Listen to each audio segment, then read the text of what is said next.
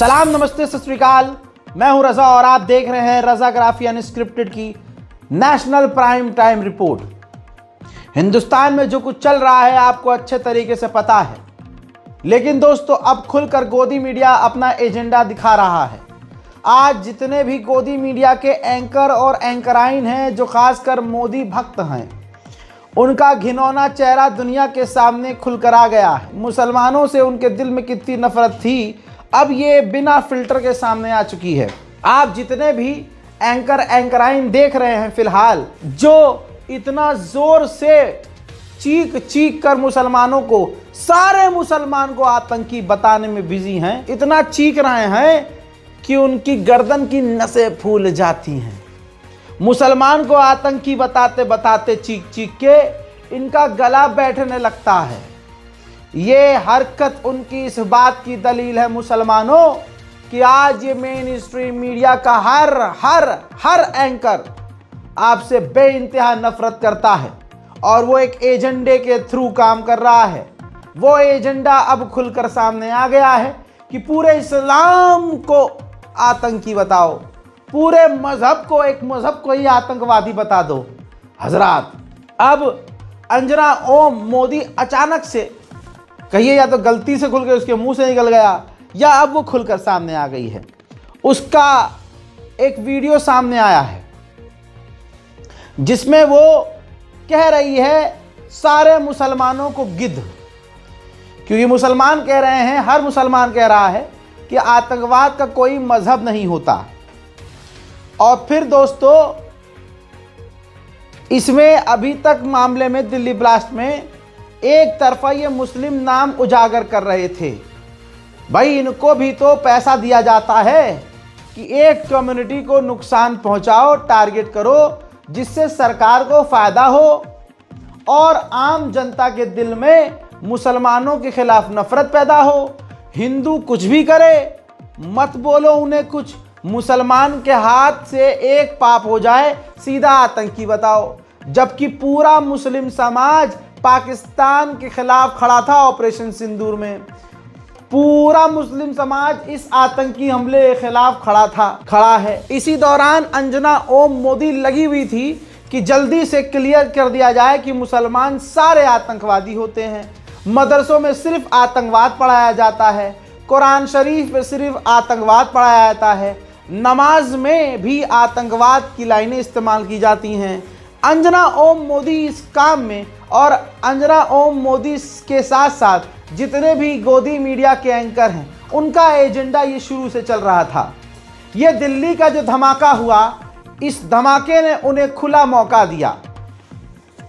यहां पर एक दिल की बात एज ए जनता मैं पूछना चाहूंगा, दिल्ली की सिक्योरिटी पर हमें आंख बंद करके भरोसा हो, चाहे दिल्ली का सीएम कोई भी हो।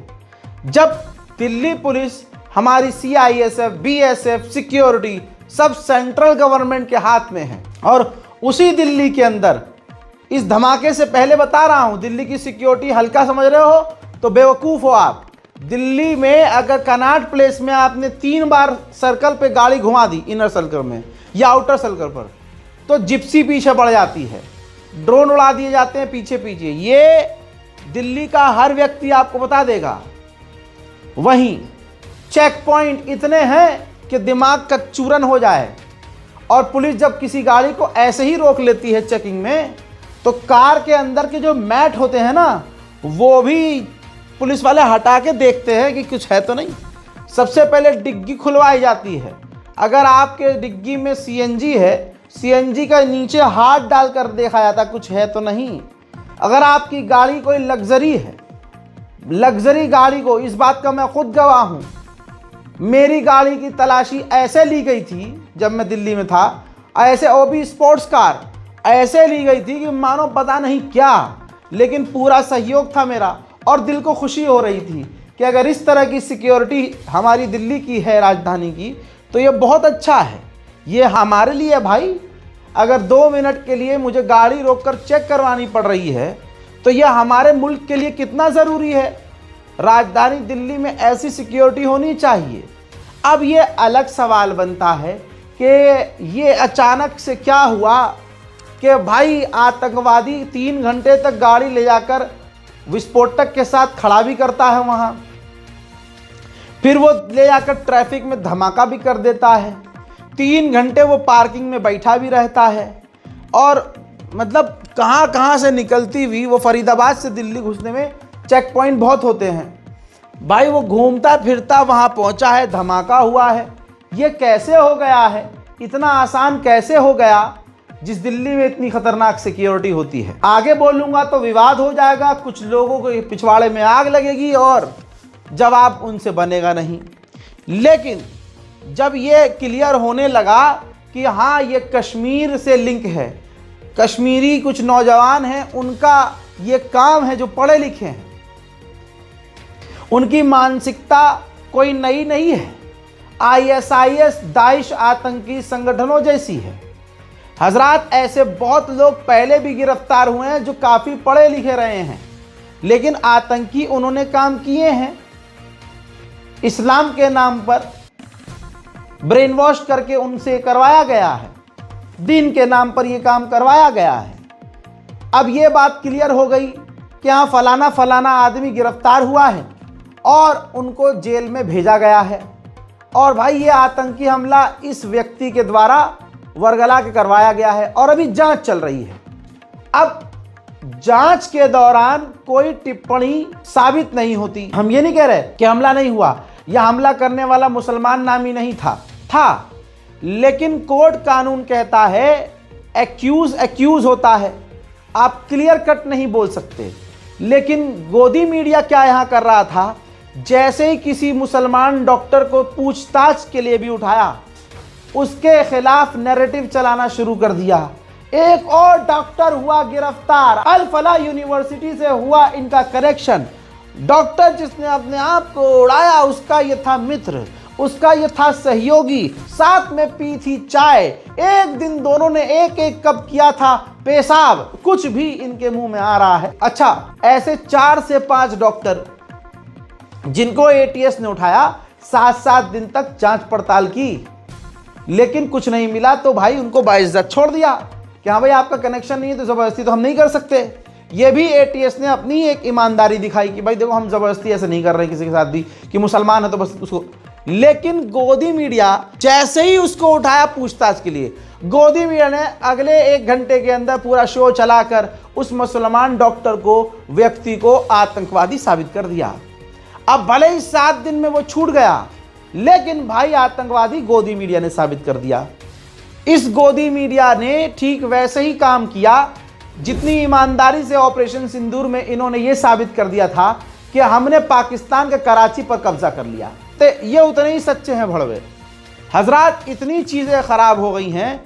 अब मेरा मानना है ये ख़राब नहीं हुई हैं, जो होता है अच्छा होता है। अब इस घिनौने चेहरे के साथ अंजना ओम मोदी खुलकर आ गई सामने कि जी ये वही लोग हैं जो कहते हैं आतंकवाद का धर्म नहीं होता है। यानी आज अंजना ओम मोदी खुला बोल रही है कि आतंकवाद का मजहब होता है, और वो मजहब किसे कह रही है, कौन सा मजहब कह रही है। मैं आप सबको ईमान का वास्ता, अपने मुल्क का वास्ता, आपको आपके मजहब का वास्ता देता हूँ, इसी वक्त इस वीडियो को शेयर कीजिएगा।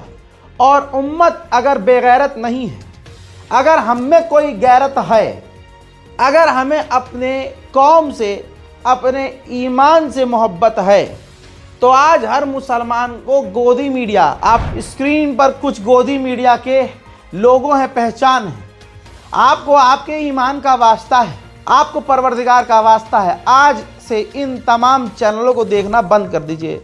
अल्लाह आप सबको हिम्मत दे। आपके घर के नौजवानों को आप कहो कि देखो इन मीडिया को कभी न देखना। अपने बुजुर्गों से कहिए, बाबा, पापा, चाचा, अब्बू, जो भी आपके घर में बड़े हैं, ये जो चैनल हैं इनके वीडियोस नहीं देखने हैं। आज ये खुलकर सामने आ गए हैं, और पिछले कई सालों से इनकी मेहनत थी गोदी मीडिया की कि मुसलमान को कब मौका मिले कि हम कहें कि ये इस्लाम आतंकवाद है। अब ये कह रही है अंजना ओम मोदी कि मजहब होता है आतंकवाद का। इसका क्या मतलब है, देखिए। सोशल मीडिया पर डॉक्टर प्रियंका शर्मा का नाम लिखकर यह दावा किया जा रहा है कि वो इसी धमाके में शामिल है, लेकिन हम आपको बताना चाहते हैं कि ये दावा पूरी तरह से सही नहीं है। पुलिस के मुताबिक अनंतनाग के जिस डॉक्टर आदिल अहमद राठर ने श्रीनगर में जैश के पोस्टर्स लगाए थे। इसके बाद संदिग्ध डॉक्टर्स का मॉड्यूल पकड़ा गया था। वो डॉक्टर आदिल अहमद राठर अनंतनाग के सरकारी मेडिकल कॉलेज में रोहतक की डॉक्टर प्रियंका शर्मा का सीनियर था और इसी आधार पर डॉक्टर प्रियंका शर्मा को पूछताछ के लिए हिरासत में लिया गया है, लेकिन पूछताछ के बाद उन्हें छोड़ दिया गया है। लेकिन कुछ लोगों की मानसिकता ऐसी है कि वो इसमें गिद्ध की तरह मौका ढूंढते हैं। उन्होंने ये धारणा बना दी कि इस आतंकी हमले की साजिश में एक हिंदू डॉक्टर भी शामिल है। सबसे बड़ी बात यह है कि ये सारे गिद्ध वही हैं जो आतंकी हमलों के बाद ये कहते हैं कि आतंकवाद का कोई धर्म नहीं होता। सुना, ये कह रही है आतंकवाद का मजहब होता है। तो बस इसने इस्लाम नहीं बोला है, पूरा क्लियर कर दिया कि आतंकवाद, क्योंकि वो मुसलमान है, मुसलमान नामी था वो साला आतंकी, उसने ये काम कर दिया। तो अब ये सबको कह रही है, अब ये सीधा इस्लाम पर आ गई। इसलिए मैंने आपको वास्ता दिया है, आप मेहरबानी करके, आपको आपके दीन का वास्ता है, गोदी मीडिया के तमाम चैनल को देखना अभी के अभी बंद करो। इसी वक्त आप अपने आप को कमज़ोर मत सोचिए कि यार हम तो इतने से हैं, हम नहीं देखेंगे। तो अरे यही तो कहते थे दुनिया वाले कि इजराइल के खिलाफ हम स्टारबक्स का विरोध करके क्या ही कर लेंगे, हम माइक्रोसॉफ्ट का क्या ही कर लेंगे। अरे सबकी फट के चार हो गई है। स्टारबक्स को कितना नुकसान हुआ, डोमिनोज को कितना नुकसान हुआ, जिसका बाइकआउट किया है सबको तगड़ा नुकसान हुआ है। आप करिए, आप अल्लाह का नाम लेके आगे तो बढ़िए। इस्लाम पे सीधा आ जा रहे हैं, मतलब पूरा नैरेटिव ही चेंज कर दिया है। इतना ही नहीं, आपकी स्क्रीन पर एक और ऐसी ही कहानी है कि किस तरह से मुसलमान को आतंकी करार दे दिया जाता है सिर्फ पूछताछ पर। दिल्ली ब्लास्ट मामले में हापुड़ के जीएस मेडिकल कॉलेज से हिरासत में लिए गए डॉक्टर फारूक को दिल्ली पुलिस ने 4 दिन तक लंबी पूछताछ के बाद छोड़ दिया है। उसका ब्लास्ट के किसी भी आरोपी से संबंध नहीं हुआ, ना कोई सबूत मिला। अब तस्वीर दूसरी देखिए, अभी तक किसी न्यूज़ चैनल ने उसकी रिहाई पर खबर तक नहीं चलाई, लेकिन जब उसे पुलिस ने उठाया था तो तमाम चैनलों ने आतंकी, शैतान जैसे शब्दों का उपयोग किया था, खबरें चलाई थी। गिरफ्तार किया गया एक और संदिग्ध, गिरफ्तार किया गया एक और, ये देखिए ऊपर से नीचे तक किस तरह से सिर्फ पूछताछ के लिए मुस्लिम व्यक्ति को पकड़ा। तो गोदी मीडिया ने हिंदुओं को खुश करने के लिए, मोदी योगी अमित शाह को खुश करने के लिए नैरेटिव चला दिया, अरे आतंकवादी पकड़ा गया है। और जब रिहा किया गया तो कोई क्लियर नहीं किया गया, कोई सफाई नहीं दी गई, कोई खबर नहीं चलाई कि हाँ भाई वो बेकसूर निकला, पूछताछ में कुछ सामने नहीं आया, वो बेगुनाह था। नहीं, क्योंकि अब बना दिया गया है कि अगर मुसलमान गिरफ्तार हो तो गिरफ्तारी पर ही उसे आतंकवादी कह दो। ये है आज का गोदी मीडिया, आज तक न्यूज, ये तक वो तक, इंडिया टुडे। पूछता है भारत, ये नहीं पूछता है भारत कि तेरी औकात क्या है, ये नहीं पूछता है भारत तू कितना गंदा है, ये नहीं पूछता, बल्कि अब जान चुका है भारत, हर हिंदू भी अच्छे से जानता है कि मुसलमान एक दो गलत होने से सारे के सारे आतंकवादी नहीं हो सकते। ठीक वैसे ही कि अगर एक हिंदू आतंकी हो, एक हिंदू पाकिस्तान का एजेंट निकल जाए, जो कि हजारों निकल चुके हैं, तो एक के होने से सारे एक जैसे नहीं हो जाते।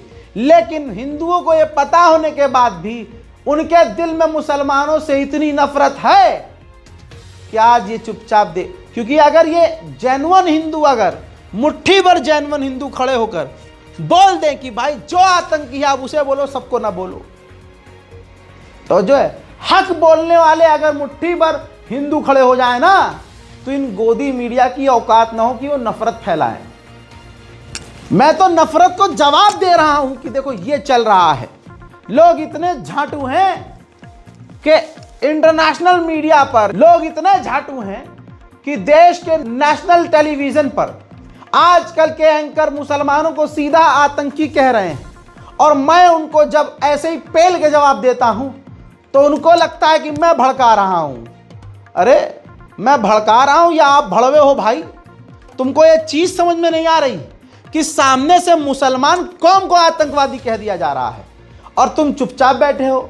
लेकिन जब जवाब सामने से आ रहा है तो तुम्हारे पिछवाड़े में लाल मिर्ची घुस रही है। इसका मतलब तुम्हारे अंदर दोगले वाला कीड़ा है। मुसलमानों के साथ हमेशा से ऐसा हुआ है। मुसलमानों को गिरफ्तार कर लिया गया, पता चला 10 साल बाद भाई वो तो बेगुनाह था। अब उसके 10 साल कहां लाओगे? उसकी जिंदगी तो खत्म हो चुकी है।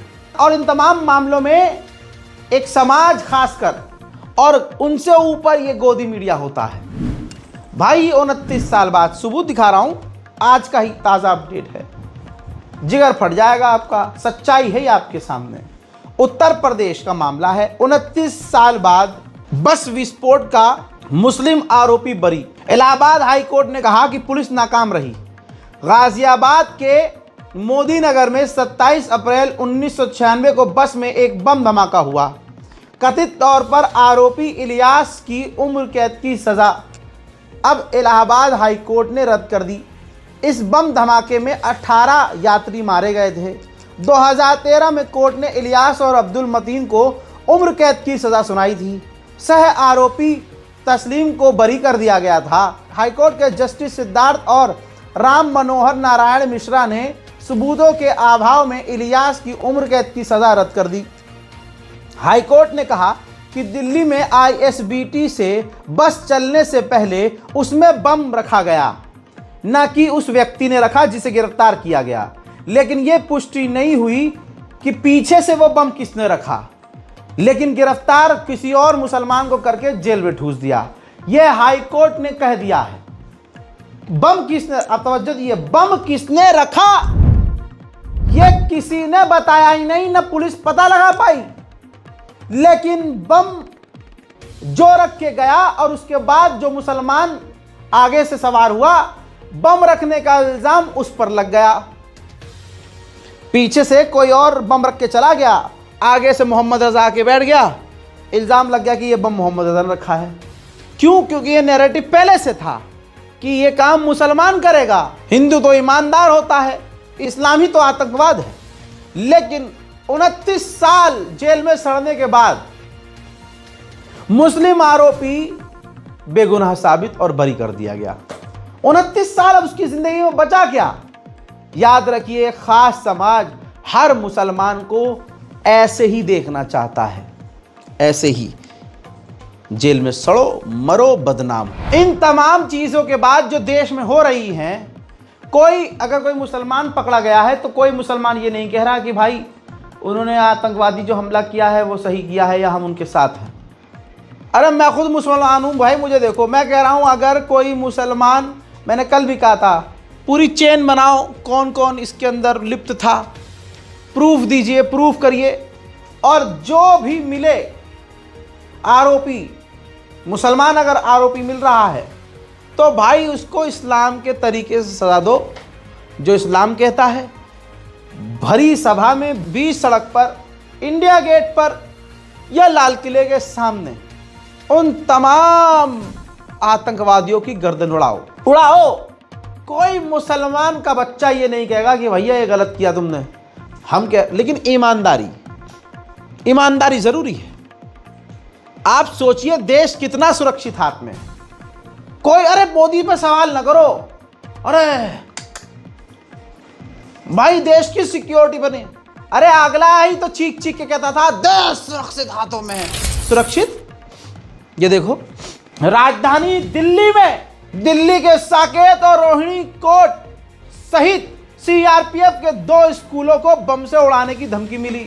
जैश-ए मोहम्मद के नाम से थ्रेट मिला है, ईमेल भेजी गई है, वकील कोर्ट से बाहर निकल के आ गए थे। ये देश सुरक्षित हाथों में है, ये सवाल कोई कर नहीं सकता, वरना आपका भी आतंकवादी लिस्ट में नाम डाल दिया जाएगा सवाल पूछने पर। बहुत जल्द ऐसा कानून भी देखेंगे कि सरकार से सवाल पूछने वाले को आतंकवादी घोषित किया जाएगा। अभी तो बहाना लगाना पड़ता है ना, अरे इसने ये किया,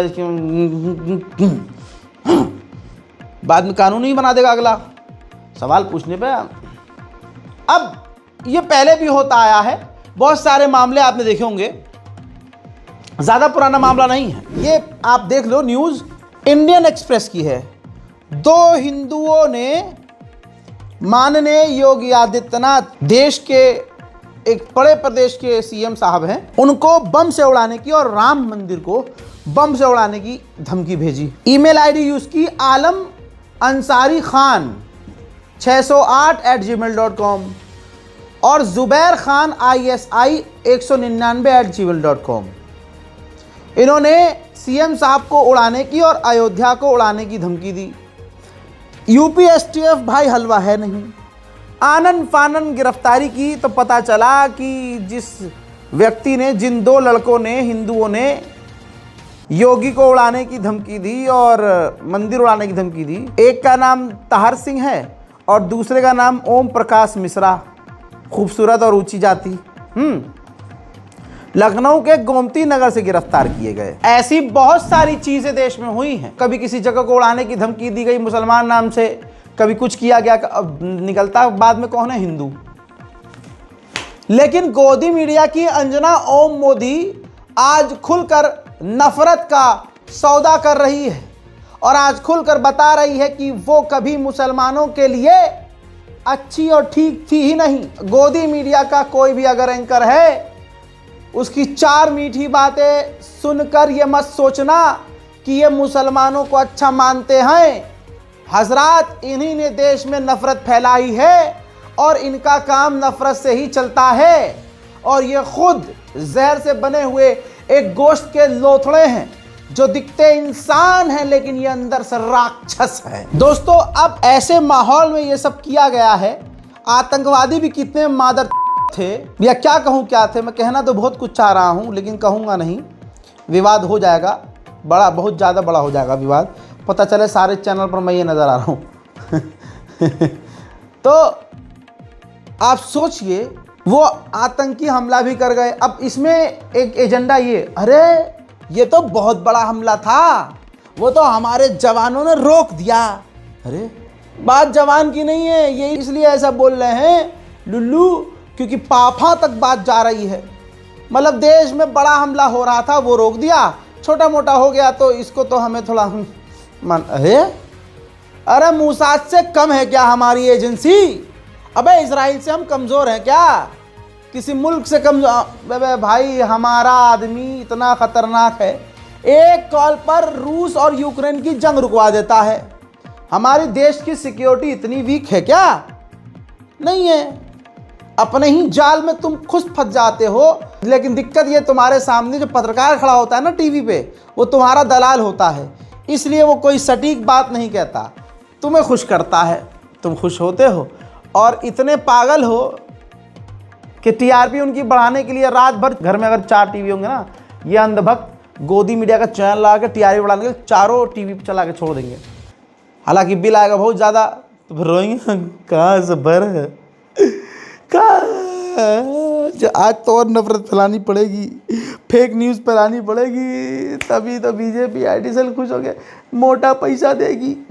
दोस्तों, धीरेन्द्र शास्त्री हिंदू खुद इनका विरोध कर रहा है, जो माँ की पेट से पैदा हिंदू है, जिन्होंने इसकी दुकानें देखी है। भाई ये खंडर में सड़ी हुई सी दरी पर बैठकर बच्चों के साथ खेला करता था, बाबा ये बाबा बनता था। इसकी दुकान अब बड़ी हो गई है और भाई ये जितने भी गंदी फिल्में बनाने वाली लड़कियां, गंदे काम करने वाली लड़कियां और एक्टर जो फुहड़ता जिन्होंने फैलाई है, वही इस वॉशिंग मशीन में जाकर शामिल हो रहे हैं, धुल रहे हैं। और अब इस बाबा की जांच होने के बजाय इस बाबा को माइक दे दिया गया और बाबा जो है मदरसों को आतंकवादी बता रहा है कि आतंकवाद की मशीन है, खूब नफरत फैला रहा है। इस वक्त गोदी मीडिया हो, सरकारी नेता हो, बीजेपी के नेता हो, बाबा आबा डाबा चावा सब लगे हुए हैं मुसलमान को आतंकी बताओ, हिंदू। अबे भाई, सबसे पहले तो इसे गिरफ्तार करना ये चाहिए धीरेन्द्र शास्त्री को कि भाई तेरे पास जब ताकत है, इतनी शक्ति है और तुझे पता था 300 किलो RDX कहाँ से आए, तो तेरा पर्चा वहाँ पर बत्ती बन जाता है क्या? तो धीरेन्द्र शास्त्री का पर्चा बत्ती बन जाता है जब 300 किलो RDX पुलवामा में कहाँ से आए, ये सवाल होता है। पहलगांव अटैक से पहले इस धीरेन्द्र शास्त्री को हमले के बारे में मालूम था क्योंकि इसके पास शक्ति है, लेकिन इसने बताया नहीं। गद्दार धीरेन्द्र शास्त्री के पास ये शक्ति है हनुमान जी वाली कि इसको पहले से सब कुछ पता चल जाता है, लेकिन इसको अहमदाबाद जो फ्लाइट एयर इंडिया क्रैश हुई उसके बारे में पता होने के बावजूद इसने मोदी को फ़ोन नहीं किया। गद्दार। धीरेन्द्र शास्त्री को पता था कि ये दिल्ली में हमला होने वाला है, शक्ति है उसके पास, प्रभु श्री राम ने दिया है उसको पावर, लेकिन ये सब कुछ पता होने के बावजूद इस गद्दार ने भारत के गृह मंत्री को फ़ोन नहीं किया कि ये होने वाला है। उसके बाद अब ये रैली में बकैतियां मारता फिर रहा है। देखिए, भारत सनातनियों का देश है, सनातनियों के देश था, है और रहेगा, लेकिन जो तनातनी आ गए हैं अब उनको खदेड़ना पड़ेगा। आप अपनी कौम को समझाओ कि अपने बच्चों को तालीम आतंकवादी बनने के लिए, अब्दुल कलाम बनने की दे। यदि आपने शिक्षा नीति में सुधार नहीं किया, आपकी मदरसा नीति की शिक्षा में आतंकवादी की शिक्षा पढ़ाई जाएगी तो वो दिन दूर नहीं है, न तुम्हें भारत में रहने दिया जाएगा, न तुम्हारी पीढ़ियों को रहने दिया जाएगा। इस देश के 100 करोड़ हिंदू तुम्हें भगाएंगे, इस देश का संविधान भगाएगा, इस देश का कानून भगाएगा। कश्मीरी पंडितों जैसा हाल तुम्हारा होगा, संपत्ति और संतति। सोचिए दोस्तों, मैं तो मानता हूं पवन पुत्र हनुमान प्रभु श्री राम ने इसको ये ताकत, ये शक्ति दी होगी और इनके पास ये शक्ति है, लेकिन इसके दिल में नफरत क्यों है कि ये बताता नहीं है कि यहां धमाका होने वाला है, ये बताता नहीं है कि भारत पर टैरिफ लगने वाला है, ये बताता नहीं है कि हमारे फाइटर जेट को कितना नुकसान पहुंचा है ऑपरेशन सिंदूर में, ये बताता क्यों नहीं है कि पाकिस्तान अब क्या करने वाला है, बांग्लादेश क्या करने वाला है, हमारे खिलाफ चीन क्या करने वाला है। इसके पास तमाम शक्तियां प्रभु श्री राम ने इसको दी हैं। अरे उनको सैटेलाइट की जरूरत होगी, हमारे पास तो धीरेन्द्र शास्त्री है। लाइव पाकिस्तान क्या कर रहा है धीरेन्द्र शास्त्री ये भारत के रक्षा मंत्री को बता सकता है, लेकिन यह गद्दार बताता नहीं है। प्रभु श्री राम ने इसको शक्ति दी है, पवन पुत्र हनुमान ने इसको शक्ति दी है, लेकिन उन शक्तियों का उपयोग नहीं कर रहा ये। हाँ, ये बता देता है कि बच्चा कैसे होगा, और तुम्हारा बच्चा हो क्यों नहीं रहा। साले तुम घपाघप नहीं कर पा रहे हो और पूछ रहे हो बच्चा नहीं हो रहा। ये तमाम ऐसी बातें बहुत अच्छे से कौवे की आवाज में टाए टाए टाए बता देता है, लेकिन प्रभु ने, भगवान ने जिसको शक्ति दी है उसका सही उपयोग ये नहीं कर रहा है, ये अपनी दुकान चला रहा है। कोई महिला आएगी जी बच्चा नहीं हो रहा, ये बता देगा बच्चा पैदा कैसे करना है, ये बता देगा तुम्हारी नौकरी क्यों नहीं लग रही, लेकिन ये नहीं बता पाता कि भारत में अगले हादसे और कितने होने वाले हैं। अभी भी इससे पूछा जाए कि अगले 3 महीने में और क्या हादसे हो सकते हैं, तो सिर्फ एक हादसा बता दे अब जो होने वाला है। दूध का दूध, पानी का पानी। मैं तो किसी की आस्था पे, हिंदुत्व पे सवाल ही नहीं खड़ा रहा भाई। मैं किसी की आस्था पे, किसी के धर्म पे, किसी की मान्यता पे मैं नहीं जाऊंगा। मैं तो सवाल ये कर रहा हूं कि जब ये दावा करता है कि मुझे सब पता होता है, मेरे पर्चों को सब जानकारी मिल जाती है, तो ये बताता क्यों नहीं है भाई। बच्चा पैदा करने की टेक्निक से आगे तो बढ़, कौवे की आवाज निकाल के अबे देश के लिए कुछ करो। आपके पास जनता है, सिर्फ उनसे ये वोट मत डलवाओ कि भाजपा को वोट डालो। अपनी सही शक्ति का इस्तेमाल करके मोदी जी को बताओ तो सही कि अगले, भाई सोचो अगर इस आदमी में इतनी पावर है और ये पावर इस्तेमाल करे तो हमारे देश को भाई F-35 की क्या ही जरूरत। ये आदमी अकेला काफी है, बस ये सही जानकारी हमें दे दे। हजरात मोहतरम, इन्हीं तमाम खबरों के साथ आपसे विदा लेना चाहूंगा। अंतर्राष्ट्रीय प्राइम टाइम रिपोर्ट, दुनिया की तमाम बड़ी खबरें मैं लगातार अब रज़ाग्राफी एक्सप्रेस, ये मेरा जो दूसरा चैनल है, इस पर पोस्ट करना शुरू कर चुका हूं। तो आप तमाम लोगों से गुजारिश है कि जल्दी से हमारे इस दूसरे चैनल रज़ाग्राफी एक्सप्रेस पर जाइए, तुरंत सब्सक्राइब कीजिए और दुनिया की तमाम बड़ी खबर आप इस पर देखिए। तुरंत प्रभाव से सब्सक्राइब करने वालों को मोदी जी के रोके गए 15 लाख रुपए सीधा उसके अकाउंट में दिए जाएंगे। अच्छा, यहां पर कितनी आपको बुरा लग गया है, ये झूठ बोलता है। मैं झूठ बोल रहा हूं? और अगले ने जब कहा था 15 लाख दूंगा सबके अकाउंट में 15 लाख, तो मान गए थे। समझ रहे हो? तो ये दोगले मिजाज नहीं बनो यार। वो भी झूठ बोल रहा था, मैं भी मजाक कर रहा हूं, तो उसके झूठ पे मान गए और मेरे मजाक पे तुम मान नहीं रहे हो। मिलेंगे आपको 15 लाख। जाइए चैनल को सब्सक्राइब कीजिए, रज़ाग्राफी एक्सप्रेस, सच कुछ ज्यादा ही। फिलहाल आप इस चैनल पर हैं, रज़ाग्राफी अनस्क्रिप्टेड पर। फिलहाल के लिए इतना ही। जय हिंद।